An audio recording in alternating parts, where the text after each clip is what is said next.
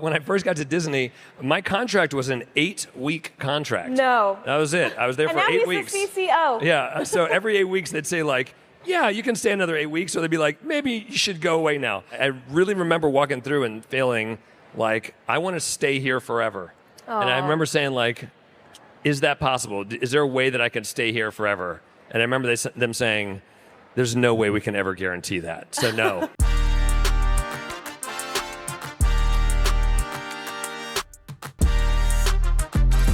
Our next guest's very first project at Disney led to an Oscar-winning film titled Zootopia. Then after that, he followed it with a small movie, you might have heard of it, called Moana. Then after his second Academy Award and BAFTA for being a writer and co-director on Encanto, he became the Chief Creative Officer of Disney Animation Studios. I am so excited to introduce our next guest. Please welcome the highly acclaimed and very talented Jared Bush.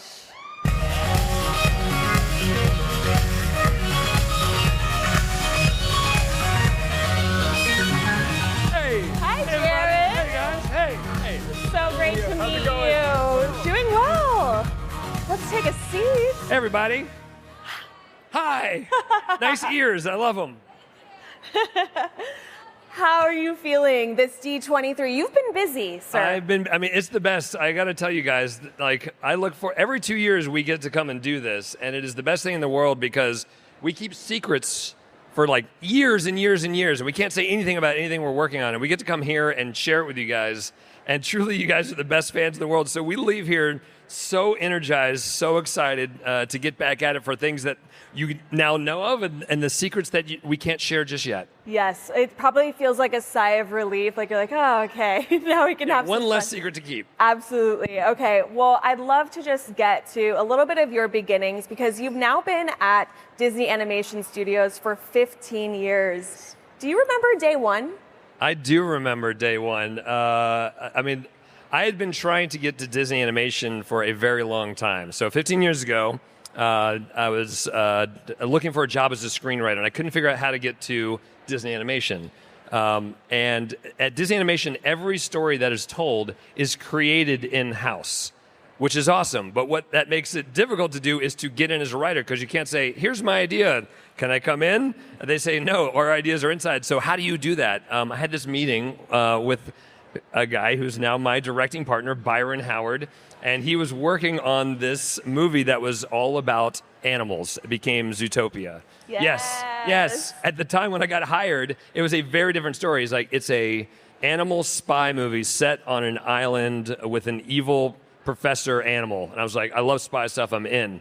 And day one, I walked in and I said, let's get going on this animal spy movie. And he said, that movie is in the trash can. We are now starting from scratch. And so day one was just beginning completely blank slate, knowing it was going to be animals, and that's all we had. Wow, that's incredible. And to think how much Zootopia has grown throughout these 10 years. I'm definitely going to get into a lot more of those inside stories. But really quick, because I love this story so much, I know you talk about it a lot, but maybe for some people who don't know, you got hired for Zootopia with a very unconventional script.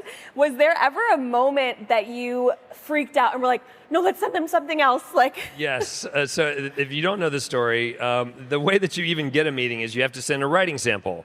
And the writing sample that was sent, I had written things that felt like they would be like Disney-style writing sample. It was movies that you go like, yes, that's a nice family movie.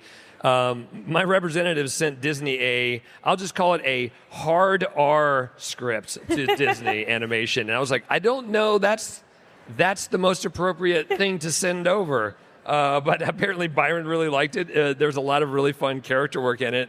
And aside from all of the many, many inappropriate things, something in it, I guess, he enjoyed enough to give me a chance. It's incredible. It was meant to be, right? It was. So let's get back to your love of Disney, because you said you've been trying to get into Disney animation for years. But do you remember the first Disney movie that sparked your love? Jungle Book is one of my most favorite movies of all time. There's something about that world, the characters, the music. I'm a giant music fan. I've been lucky enough to work on musicals at Disney Animation. But there's something about Jungle Book. It was infectious. One of the great villains. I was talking about Shere Khan as a villain that I love. but what he wants to do is literally eat the main character, and somehow I still like this guy. So for me, Jungle Book was that moment. Absolutely. Now, what's been your favorite Disney animation movie making experience? Because you've worked on several. I mean, Zootopia, Moana, and Encanto, all hitters. I mean, the real answer, which seems false, but it's true, is every one of them. I mean, every one of them, I pinched myself to be a part of it. To be able to tell stories for what you do is this unbelievable luxury and something that we really don't take for granted. So for me, every one of those films is something that I relish. I mean, there's so many specific moments. I remember, being in the middle of the savannah in Kenya when we were researching for the first Zootopia. One was just seeing like giant herds of zebra go by, and I like just the feeling of that as you're in your tent. Your tent is literally shaking with the hooves of these guys coming by. But maybe my most favorite moment from that was we were in a plane and we were heading to this, like, it's a dirt airstrip, so a very tiny little prop plane going to this next camp. And our tour guide, a guy named William Carr Hartley, who's a really good friend who came back for Zootopia 2 to help us, was telling us about all the different animal personalities. Yeah. And he said, you have your warthogs, and they're very persnickety, and they run around, and you have your Cape Buffalo. That's the BOGO character in Zootopia. He's kind of sit around. They're very judgmental and quick to anger. And he said, and then you have wildebeest that are the dumbest creatures on the planet. They are I think he called them the meatloaf of the savannah, because they just sit around waiting to be eaten. And we were flying over these massive herds of animals, and the plane would go by, and the zebra would be like, there's a plane, and like 1,000 zebra go this way. And you keep going, and there'd be a bunch of giraffes, and the giraffes would go this way. And we went over the wildebeest, and they were like, we don't know what to do. And they were going every direction, running into each other.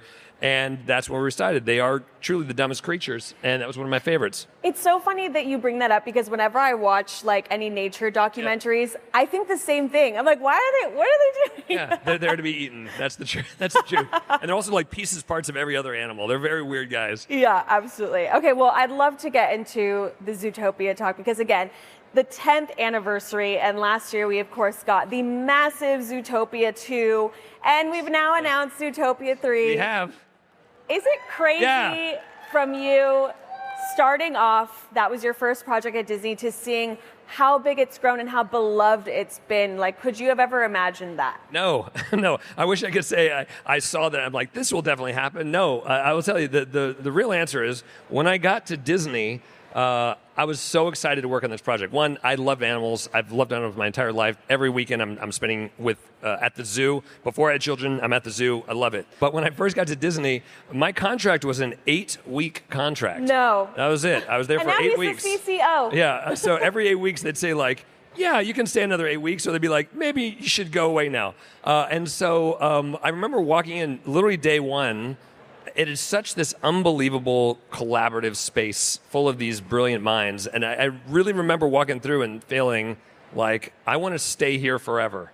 Aww. And I remember saying, like, is that possible? Is there a way that I can stay here forever? And I remember them saying, there's no way we can ever guarantee that. So no.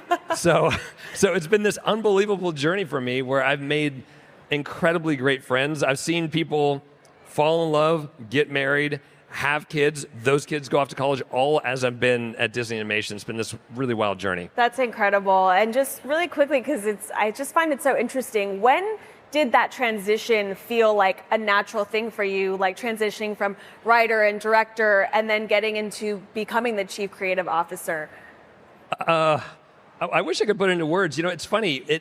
It really is this hyper collaborative environment. So regardless of what your job title happens to be as a writer or as a director, or in this role for me as chief creative officer, what it really is you're spending time with a lot of people. You're talking to them. You're trying to make stories better. You're looking at characters and saying, how do we help them be more relatable? You're looking at scripts and saying, how do we make this more emotional, or how do we make this funnier or more compelling? And so weirdly, even though my specific role has changed, my day-to-day is largely, honestly, very similar. And that's something that I really appreciate. That's amazing, yes. And I love that you constantly talk about how collaborative it is at Disney Animation Studios. And, we're bringing back everyone for Zootopia 3, which is going to be so exciting. What is the thing you're most looking forward for audiences to see in Zootopia 3? Oh, man. I mean, all of it, right? I mean, I'd say I don't want to give away too many spoilers. We have a little bit of time before that's out in the world. True. I would say that each one of those characters is a friend of mine. So it's really like a reunion. It's like a family reunion, going back and hanging out with friends. Same with the actors. I mean, you just saw Yvette, who was just here. Obviously, she's in Zootopia 2. A really great friend of mine. She is, if you guys didn't hear, she is also has a part in our movie this year, Hexed. So Yvette will be in there as well. So, I did not know she was going to be in Hexed. Oh yeah, that may be a spoiler. Don't tell that to anybody. But she is. And so for me, I think it's just being back in that world. Yes. I will say that the emotional core of any Zootopia film is that partnership between Judy and Nick. I'm very excited for the future with that. Yes. Well, Yvette and I were saying that we could see her being like a flamingo in Zootopia 3. We saw the feather in the little teaser. What more can you tease about birds in Zootopia 3, if any? I know we got some time. Oh, man. Well, I'd just say if we're going to do birds, we have to do it right. I'd say that knowing from the beginning that this is something we're going to go after, for me, it's exciting because we've seen no evidence of any birds in this great metropolis of Zootopia. So where are they? Where have they been? What are they up to? What does their civilization look like? Seems like some pretty fun stuff to get into. Well, I'm very, very excited. And I am happy that you talked about Yvette being in Hex, because I would love to speak with you about that. I had the directors on here, Fawn and Jason, and they were incredible. And I think that their dynamic speaks to you as a CCO as well. And you're talking about like that family feel. So what do you love about working with these repeat collaborators? I mean, here's the most interesting thing at Disney Animation. So, everyone at Disney Animation kind of works on every movie. It's not like we finish a movie and a crew goes away and works on another project somewhere else, like happens in live action. We're all together. So there's people that I've worked with for those 15 years. Sometimes I'm the young one in the group, having been there only 15 years. And so what you really find is you really rely on each other for their strong suits. Everyone has these incredible superpowers. I love working with Byron Howard because he's going to bring deep emotion. He's going to bring intense silliness. He really tries a lot of things, but every single person that I'm lucky enough to work with has these unique abilities. And when you're heading into a scene that's got to be deeply emotional, here's the team that can absolutely crush that. Or something needs to be absolutely ridiculous. Who can we lean on for that? And it is really this kind of this group of friends that moves from film to film year after year. Honestly, that's why when I walked in, I'm like, this is why I want to stay here forever. Yeah, absolutely. And of course, you guys, Hexed is coming out this November on Thanksgiving, and we're so excited for that to come. Now, something you've teased about Hexed is that this world is different than any other thing that Disney Animation Studios has done before. How is it so different? Well, I mean, as you guys probably know by now, Hexed is this incredible world of magic and witches, and we wanted to, it's our first original in like 3 years. We wanted to make a bang with this film. And so I think as you're heading into this world, your expectations of what a world of magic could be, I think hopefully we're going to turn that on its head a bit. I'd say the journey that our main character, Billy, goes through is really unique. Very rarely in our films do we start in our modern world, which is what happens here. Billy is a teenager today that's going to this other realm. What that means is, as opposed to some of our other fairy tales that have magic, Billy's coming into it with our real world knowledge, not the knowledge of this place. It really changes things as she goes through there. And I also say the tone of the world is something that we've really pushed on. The visuals are absolutely unbelievable. You've seen Beef Roger Crumchuck, Walton Goggins' character. I'll just say there's many animals in this world of Hexed, and where they live is also one of the most fun parts of the film. That's so cool, and that's a perfect segue because I wanted to talk about you being on stage with Walton Goggins and Jodie Foster along with Haley Steinfeld to announce their characters. What more can you tease about their involvement and just how it's been working with both Walton and Jodie? Oh, I mean, it's the best thing in the world. We are really lucky to have a cast of people that are not only phenomenal and the best at what they do, they're just great people. It's just fun to be in the booth with them as they're building these characters and breathing life into them. I'd say, I mean, Haley does an incredible job as our main character, Billy. I think that when you guys see her journey in this film, I honestly think you're going to be blown away. Having Walton come in, he is one of the most fun people to work with. He gives his all every single time. I will say that nearly before every single line that he recites, he'll be about to say his line, whatever that line might be. He'll go, if the line was, "How are you today?" He'd go, "Okay, hold on one second. Beef Roger Crumb Chuck. Beef Roger Crumb Chuck. I'm a cat. How are you today?" And so that's how he gets into the role of Beef Roger. And then Jody is devious in this movie. I mean, she is a villain with a capital V. I think you guys are going to be very surprised by her performance. There's sometimes when we're in the booth and she'll say a line and I'll just be like, I am afraid of Jodie Foster right now. She's terrific. Oh my God, I cannot wait. You guys, once again, Hexed is coming out this November on Thanksgiving. We can't wait to see it. Now, I got to ask you about, what you're most excited for in the future with Disney Animation Studios. It is a really fun time to be at Disney Animation. I think looking into the future, we've talked about some of the projects that are on their way. Obviously, we have Hexed coming out this year, our first new original in a couple years, which is really, really exciting. I didn't even talk about our approach to music in this film. It's not a traditional musical, but I think hopefully everyone will be really excited by a new approach there. And then after that, there's a little movie called Frozen 3. I don't know if anyone here is excited about being back in the world of Arendelle, but oh my gosh. Elsa is going to have her work cut out for her in this next film. What that means for Anna and Elsa together, Kristoff, Sven, and Olaf, very exciting. And then after that, we have another brand new original called Clay. Kieran Culkin is starring in that. And it's a wild new art style. I don't know if I've been able to talk about that yet. It's CG animation, but it's close to the look of claymation as we've ever gotten. So it's a wild departure from anything we've done before. Zootopia 3 on the horizon beyond that. And then beyond that, I can't talk about it yet, but we kind of know the next 10 years, and I think there's going to be this unbelievable balance of returning to worlds that everyone loves, that we love, with characters that we want to spend time with, and then new originals that I think are really going to surprise people. We're taking a lot of risks as we move down the road. Those will be secrets for the next D23. For the next D23. For the next D23. We'll all be here for that, right?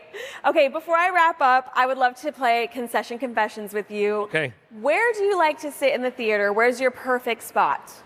Oh, I mean, I like to be dead center. Dead center? Just forward of middle. Okay. Yeah. Forward of middle. Like right there. I will say that if it's one of the theaters that has the bars. Yes. Right there, I like that because I can put my feet up. I was about to say. I got to do that. They got to go up. I keep my shoes on. Some of you don't, and that's disgusting. Keep your shoes on, people.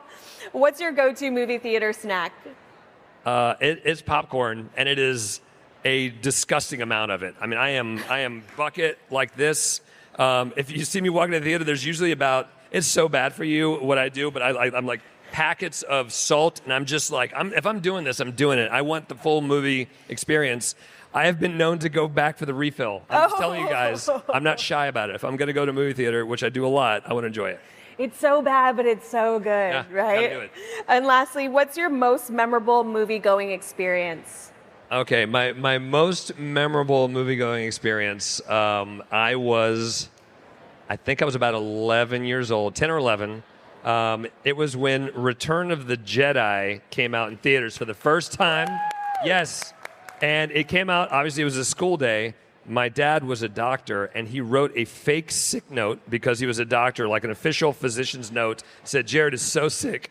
And that was a lie. And we I grew up in Maryland, and we went to this giant theater in Washington, D.C. to see it for the first time, and there's a guy walking around in a Darth Vader costume, and I thought it was the real Darth Vader. Oh. So I was like, I can't believe Darth Vader showed up to this, of all the theaters, he's there, and I was trying to like quote back lines from Star Wars just to impress him. I'm sure whoever's in that costume was like, whatever, buddy. But I loved it. I loved it. Aw, that's such a sweet story, and what a great dad he was for writing that doctor's note. Well, thank you, Jared, so much. Pleasure. I know you're a very busy man, but we've loved having you here on Fandango Front Row. Everyone, give it up for Jared Thanks, Bush. you guys.